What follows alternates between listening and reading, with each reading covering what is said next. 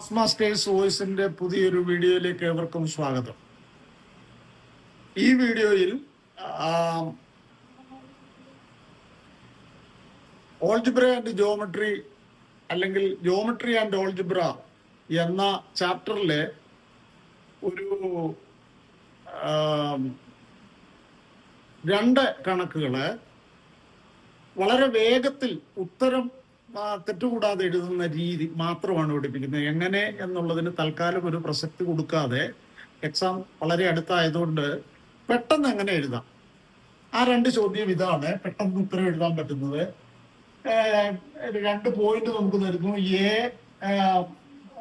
A-2 3 and B5 7 ഇങ്ങനെ രണ്ട് point തരുന്നു. We are given 2 points, A-2 3 and B5 7 ഇതില് നമ്മളോട് ഇതിനൊരു വിവരണം തരും. ചിത്രം തരികയോ തരാതിരിക്കുകയോ ഒരു പക്ഷേ ചെയ്യാം. ചിത്രം തരുന്നില്ലെങ്കിൽ പറയുന്നത് these 2 points are the opposite vertices of a rectangle whose sides are parallel to the coordinate axis. അതായത് സൂചകാക്ഷങ്ങൾക്ക് സമാന്തരമായി വശങ്ങളോടുകൂടി ഒരു ചതുരത്തിന്റെ എതിരെ ഉള്ള രണ്ട് മൂലകളുടെ സൂചക സംഖ്യകളാണ് ഇവ. These are the coordinates of the opposite vertices of a rectangle whose sides are parallel to the coordinate axis. ഇത് വളരെ ചെറിയൊരു ചോദ്യം, ഒരു 2 മാർക്കിന്റെയോ 3 മാർക്കിന്റെയോ 3 സ്കോറിന്റെയോ ചോദ്യമാണ്.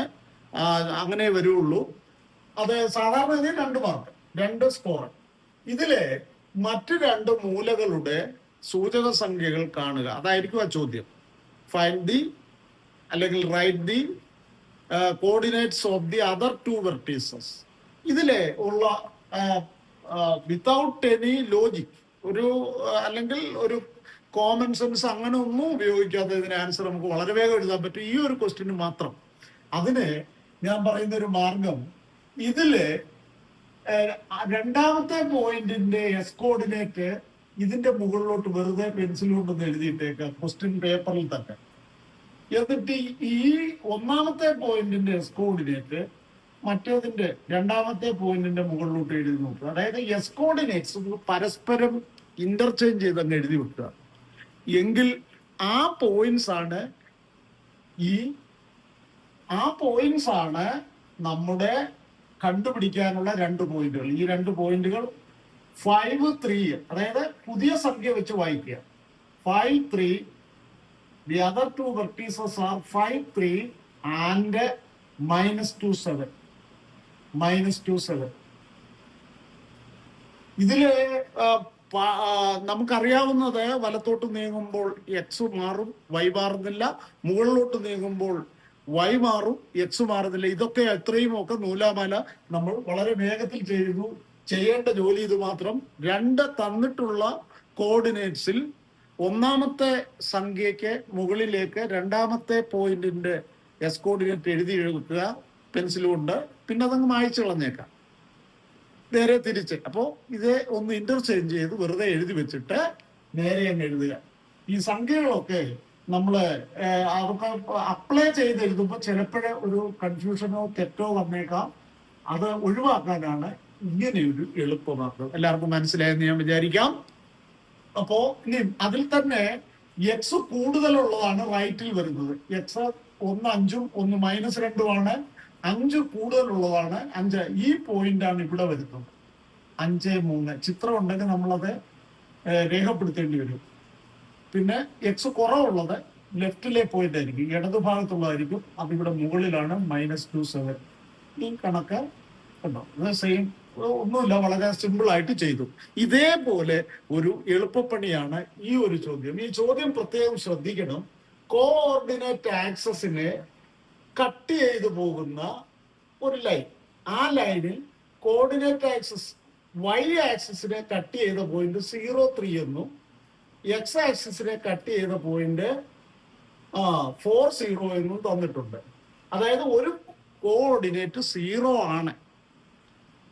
രണ്ട് പോയിന്റിലും ഒരു കോർഡിനേറ്റ് 0 ആണ്. വൈ ആക്സിസിലെ പോയിന്റിൽ എക്സ് ആണ് 0, എസ് കോർഡിനേറ്റിലേത് വൈയുമാണ് 0. നമുക്ക് ഈ സ്ട്രെയിറ്റ് ലൈനിന്റെ ഇക്വേഷൻ വെറുതെ എഴുതാൻ പറ്റും. അതായത് സ്ലോപ്പ് കണ്ട് പോയിന്റും ഒക്കെ ഉപയോഗിച്ച് അതൊന്നും അല്ലാതെ നമുക്ക് വെറുതെ വേണമെങ്കിൽ ഈ ഒരു ക്വസ്റ്റ്യന് മാത്രം, അല്ലെങ്കിൽ ഇതുപോലൊരു ക്വസ്റ്റ്യന് മാത്രം ആക്സസിനെ കട്ട് ചെയ്യുന്ന പോയിന്റിന്റെ കോർഡിനേറ്റ്സ് തന്നിട്ടുണ്ടെങ്കിൽ ആ ഇക്വേഷനിൽ ഒരു എക്സിന്റെ ടേം വരുമെന്ന് നമുക്കറിയാം. Equation of this line, the equation of the line joining the points 0.3 and 4.0 നിങ്ങൾ നേരിട്ട് എഴുതാൻ പറ്റും. അതിനകത്തെ ആദ്യത്തെ ടേം എക്സിൻ്റെതാണ്. എക്സിന്റെ കോഎഫിഷ്യന്റ് ആയിട്ട് ഈ വൈയുടെ വൈ കോർഡിനേറ്റ് ആയ 3 എഴുതുക, പ്ലസ് വൈയുടെ കൂടെ എക്സിന്റെ കോർഡിനേറ്റ് ആയ എസ് കോർഡിനേറ്റ് ആയ 4 എഴുതുക. 4 വരും ഈസ് ഈക്വൽ ടു ഇത് രണ്ടും കൂടെ കൂട്ടിക്കുക 12. So this is the equation of this line. ഇനി വേണമെങ്കിൽ ആ 12 ലെഫ്റ്റിലേക്ക് കൊണ്ടുവന്ന് ഒരു 3x + 4y is equal to 12 -12 is equal to 0 എന്നാക്കാം. ഇത് നമുക്ക് ഒരു പക്ഷേ സമയം തികയാതെ വരുന്ന സമയത്തൊക്കെ നമുക്ക് എഴുതാൻ പറ്റും. സ്ലോപ്പ് കണ്ടിട്ട് എഴുതാവൂ എങ്കിൽ സ്ലോപ്പ് കണ്ടിട്ടേ എഴുതാവൂ.